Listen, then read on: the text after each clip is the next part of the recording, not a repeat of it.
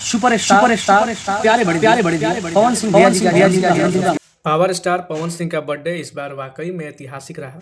जहां एक तरफ बुर्ज खलीफा पे पवन सिंह का देखे कि अपने शुभकामनाएं दिया, तो वहीं इस बार जो है जातीयता भी जो है, जो भोजपुरी इंडस्ट्री में कहा जाता है कि बहुत ज़्यादा जातिवाद है, उसका भी जो है बेड़ा टूट गया भैया, बंधन टूट गया।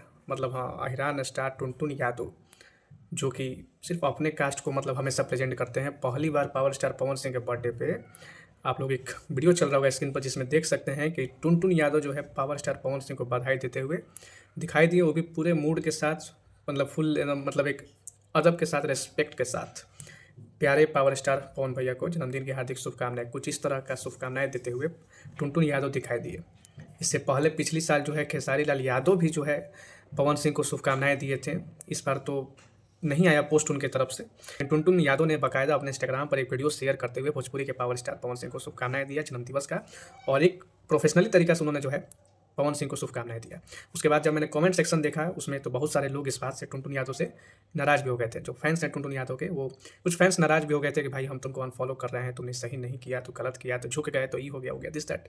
लोगों का काम है कहना, लेकिन टुनटुन यादव ने अपना बड़ा दिल दिखाते हुए इस बार साबित किया कि भोजपुरी इंडस्ट्री एक है और कुछ कास्टिज्म नहीं है, जातिवाद नहीं है, सभी कलाकार एक है।